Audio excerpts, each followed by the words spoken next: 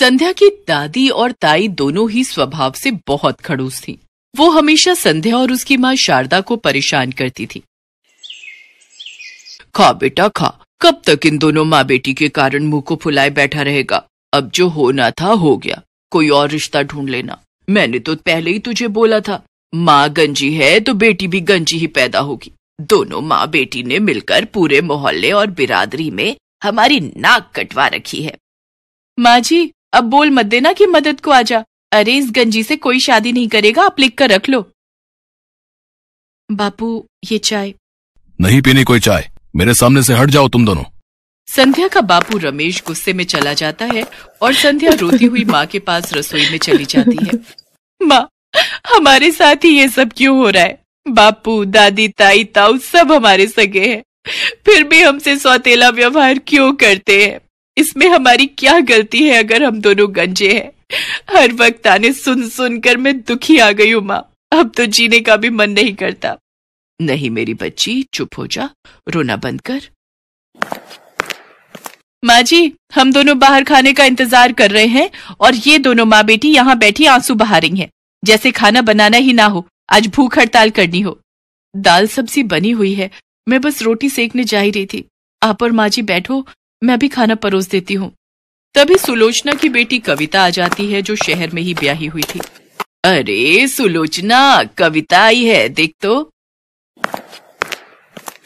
कविता, तू अचानक, और दामाद जी नहीं आए? माँ, उनके पास कहाँ समय है, जब देखो काम काम काम, इसलिए मैं ही मिलने चली आई। बहुत दिन से आप सबसे मिली नहीं थी ना। क्या हुआ, ये नाश्ते की प्लेटें किसके लिए लगाई हुई हैं? वही उस गंजी को देखने के लिए कुछ लड़के वाले आए थे, पर तुझे तो पता ही है, कोई हाँ नहीं करता।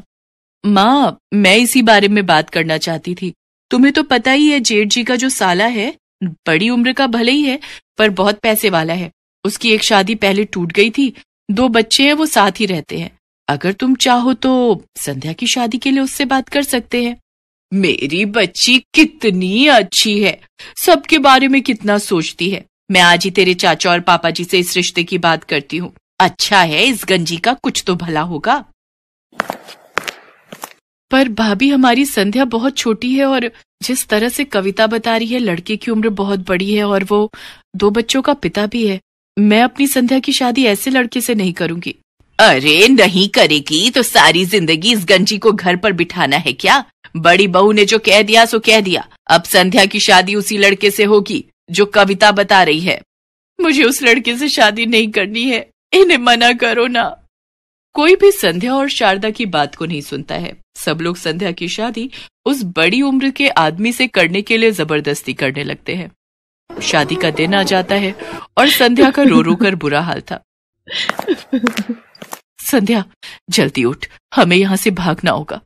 पर माँ, हम कहाँ जाएंगे? कहीं भी चले जाएंगे, पर मैं तेरी जिंदगी बर्बाद नहीं होने दूंगी। शारदा संध्या को दुल्हन के जोड़े में ही लेकर वहाँ से भागती है। शारदा और संध्या को गायब देखकर सब परेशान हो जाते हैं। देखा देवर जी, आपकी पत्नी कितनी चालाक निकली, हमारी नाक कटवा दी, बारात दरवाजे पर खड़ी है। मेरी कविता की ससुराल में कितनी बेइज्जती होगी। अरे उस गंजी ने अपने आप को समझ क्या रखा है? कहीं की हूर की परी है क्या वो, जो इतने नखरे दिखाए उसने शादी के लिए, और अब दोनों माँ बेटी भाग गई। आप चिंता मत करो भाभी, मैं उसे कहीं से भी ढूंढकर वो हालत करूंगा जो उन दोनों ने कभी सोचा भी नहीं होगा। उधर शारदा संध्या के साथ शहर पहुंचती है। संध्या दुल्हन के जोड़े में थी और दोनों माँ बेटी गंजी थी। लोग घूर घूर कर दोनों को देख रहे थे और बातें बना रहे थे। अरे देखो, ये दोनों गंजी हैं, पहली बार ऐसी गंजी औरतें देखी हैं, और वो भी देखो दुल्हन के जोड़े में। लगता है बेटी को शादी के मंडप में लड़का छोड़कर भाग गया, तभी दोनों मुंह छिपाती फिर रही हैं। अरे दूल्हा डर गया होगा, तभी भाग गया।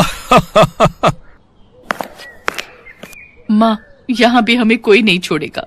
गांव में भी सब हमारा मजाक बनाते हैं और यहाँ शहर में भी सब हमें अपमानित नजरों से देख रहे हैं। माँ, क्या ये दुनिया हमें जीने नहीं देगी?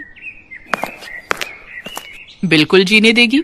इस दुनिया में हर किसी को अपने हिसाब से जीने का हक है। लोग तो मजाक बनाते ही हैं। हम लोगों का मुंह तभी बंद कर सकते हैं जब उन्हें मुंह तोड़ जवाब देने के काबिल बन जाएं। मैं तुम दोनों को काबिल बनाऊंगी इस दुनिया में जीने और इस दुनिया से लड़ने के।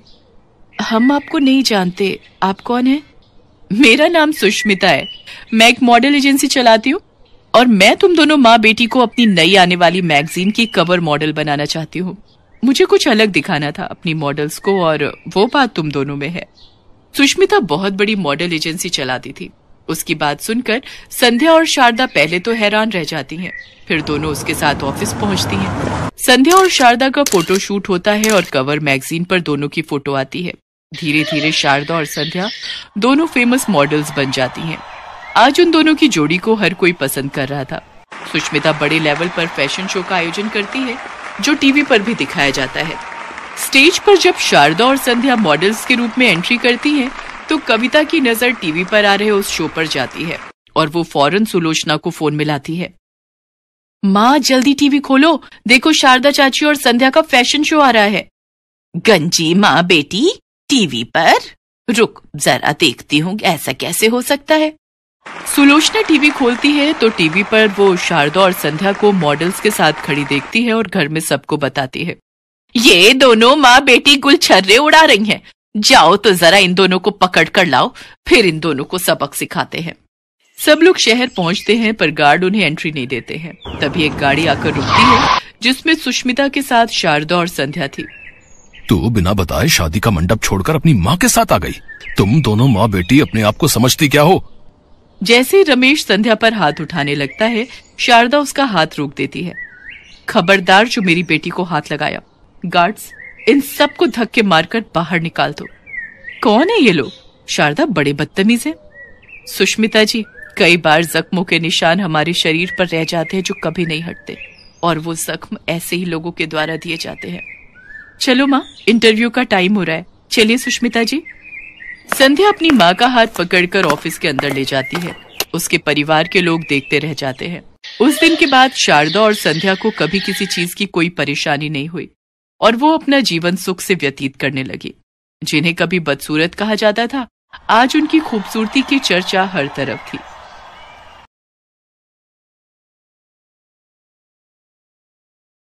सिमरन भारतीय वायुसेना की हेलीकॉप्टर पायलट थी।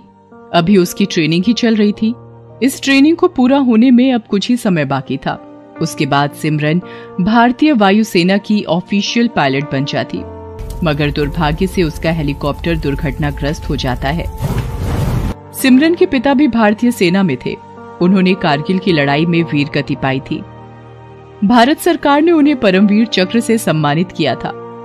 सिमरन भी अपने पिता की तरह एक बहादुर सिपाही बनना चाहती थी, मगर अब उसका सपना शायद ही पूरा हो सकता था।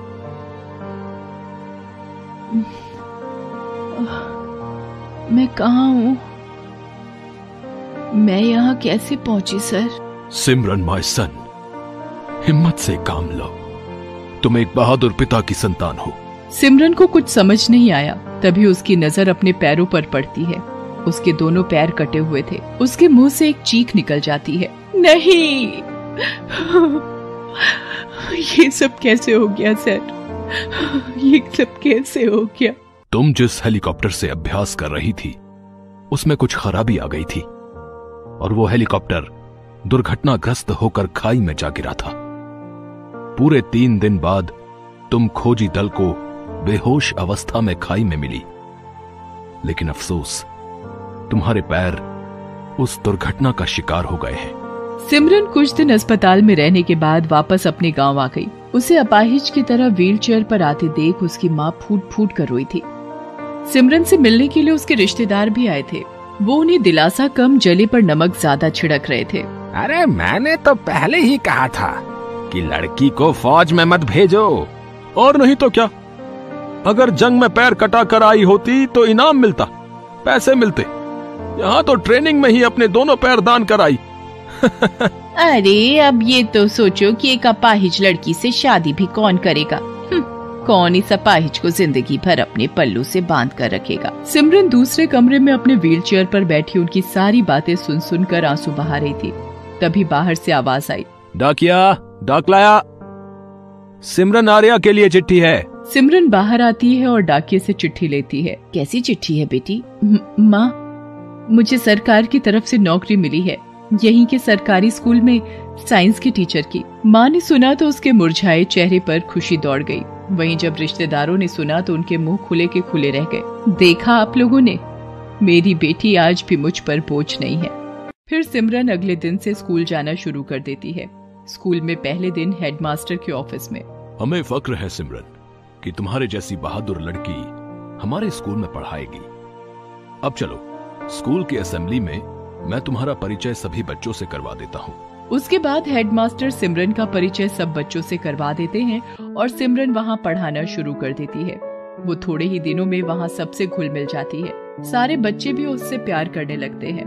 कहते हैं जो लोग बहादुर होते हैं उन्हें अपनी किस्मत को ढूंढना नहीं पड़ता, किस्मत उन्हें ढूंढते हुए खुद उन तक पहुँच जाती है। यही सिमरन के साथ भी हुआ। स्कूल में पढ़ाते हुए उसे साल भर बीत गया। वो यहाँ खुश तो बहुत थी, मगर उसे बार बार अपने पुराने दिन याद आते थे, जब वो अपनी सेना की वर्दी पहनकर लेफ्ट राइट मार्च किया करती थी। उसे लगता था कि भगवान ने जरूर उसकी किस्मत में ऐसा बहादुरी भरा कारनामा लिख रखा है जिससे सारी दुनिया उस पर फख्र करे। एक दिन सिमरन को स्कूल जाने में थोड़ा लेट हो गया। जब तक वो स्कूल पहुंची, सारे बच्चे और टीचर स्कूल के ग्राउंड में असेंबली के लिए जमा हो चुके थे। सिमरन जल्दी जल्दी स्कूल पहुंची और अपनी अटेंडेंस रजिस्टर पर साइन करने ऑफिस में चली गई। सब लोग ग्राउंड में थे, सिर्फ सिमरन ही अंदर थी। तभी अचानक से स्कूल की दीवार को तोड़ते हुए एक जीप अंदर घुसी। उस जीप से 3 आतंकवादी कूदकर बाहर आए। अगर जिंदा रहना चाहते हो तो जैसा हम कहते हैं वैसा ही करो। क्यों मास्टर, सारे लोग यही है ना? चल इन सबको लेकर एक कमरे में चल, नहीं तो यहाँ इतनी लाशें बिछा देंगे कि उन्हें उठाते उठाते तुम्हारी कमर टूट जाएगी। हेडमास्टर उन्हें स्कूल के हॉल में लेकर जाते हैं। आतंकवादी सभी बच्चों और टीचरों को उसी हॉल में बंदी बना लेते हैं। तभी बाहर से आवाज आती है, पुलिस ने तुम्हें चारों तरफ से घेर लिया है। अगर जिंदा रहना चाहते हो तो अपने आप को हमारे हवाले कर दो। अब तुम बचकर नहीं जा सकते, इसलिए कोई गलती मत करना। गलती तो तुम मत करना, वरना यहाँ से एक एक बच्चे की लाश भेजना शुरू कर देंगे। अपने आदमियों को बोल दो कि हथियार फेंक दे और अपनी सरकार से बात करके हमारी मांगे पूरी करवा। क्या मांगे हैं तुम्हारी? सबसे पहले हमारे 4 गिरफ्तार साथियों को छोड़ दिया जाए। इसके साथ साथ हमें 500 करोड़ रुपए और यहाँ से भागने के लिए एक हेलीकॉप्टर चाहिए। ये सब तुझे 2 घंटे के अंदर करना है। अगर 2 घंटे से ज्यादा समय लगा तो हर आधे घंटे बाद हम तुझे एक बच्चे की लाश का तोहफा भेजेंगे। बच्चों को कुछ मत करना, मैं सरकार से बात करता हूँ। स्कूल के अंदर हॉल में सारे बच्चे और हेडमास्टर सहमे हुए थे। तुम यहाँ से भाग कर नहीं जा सकते। अरे हम भाग कर नहीं, तेरी सरकार के हेलीकॉप्टर में दामाद की तरह जाएंगे, समझा? इधर ऑफिस में सिमरन का दिमाग तेजी से चल रहा था। जिस बहादुरी के वो सपने देखती थी, अब उसे दिखाने का समय आ गया था। वो जल्दी से जाकर घंटी बजाने वाला लोहे का हथौड़ा उठा लाती है। तीनों आतंकवादी हॉल में थे, तभी उन्हें कुछ खटके की आवाज सुनाई देती है। नंबर 2 जाकर देखो, कहीं पुलिस अंदर घुसने की कोशिश तो नहीं कर रही। नंबर 2 भागकर बाहर जाता है। उसे बाथरूम से आवाज आती है। वो बाथरूम में बाहर झांक कर देखता है, तभी उसके सिर पर सिमरन हथौड़े से भरपूर वार करती है। वो आतंकवादी वहीं बेहोश होकर गिर पड़ता है। सिमरन लपक कर उसकी बंदूक उठा लेती है। तभी वहां दूसरा आतंकवादी आ जाता है। सिमरन के हाथ में बंदूक देखकर वो उसे मारने के लिए अपनी बंदूक सीधी करता है। तब तक सिमरन उसके पैरों पर फायर कर देती है। उसके पैरों में गोली लगती है और वो वहीं गिर जाता है। उसकी बंदूक भी छिटक कर दूर जा गिरती है। अब सिर्फ एक आतंकवादी बचा था। वो बच्चों को छोड़कर सिमरन पर गोलियां चलाता हुआ बढ़ता है। उससे बचने के चक्कर में सिमरन अपनी व्हील चेयर से गिर जाती है, मगर गिरते हुए भी वो गोली चला देती है। गोली आतंकवादी के कंधे को चीरती हुई निकल जाती है और वो वहीं ढेर हो जाता है। सारे बच्चे खुशी से शोर मचाते हुए बाहर निकलते हैं। फिर हेडमास्टर सर दूसरे टीचरों की मदद से सिमरन को व्हीलचेयर पर बिठा देते हैं और बेहोश आतंकवादियों को बांधकर पुलिस के हवाले कर दिया जाता है। आतंकवादियों ने पुलिस को 2 घंटे का समय दिया था। अकेली सिमरन ने 15 मिनट में उन्हें धूल चटा दी। सिमरन की इस बहादुरी पर सरकार की ओर से 26 जनवरी को राष्ट्रपति के हाथों वीरता पुरस्कार देने की घोषणा हुई। आज सिमरन ने यह साबित कर दिया कि बिना वर्दी पहने भी देश की सेवा की जा सकती है। बस देश की सेवा का जज्बा होना चाहिए। हिंदुस्तान को नाज है अपनी इस बेटी पर। हिंदुस्तान पर बुरी नजर रखने वालों से मैं इतना ही कहना चाहूंगा कि तुम्हारे जैसे आतंकवादियों के लिए हमारी बेटियां ही काफी हैं। Best buddies. Hello friends, thanks for watching this video. अगर आपको ये वीडियो पसंद आया है तो प्लीज लाइक, सब्सक्राइब, कमेंट्स करें इस वीडियो पर, और हाँ, शेयर करना भी ना भूलें। और भी मजेदार वीडियो देखने के लिए नीचे दिए गए बेल आइकॉन को दबाएं। देखते रहिए बेस्ट बडीज।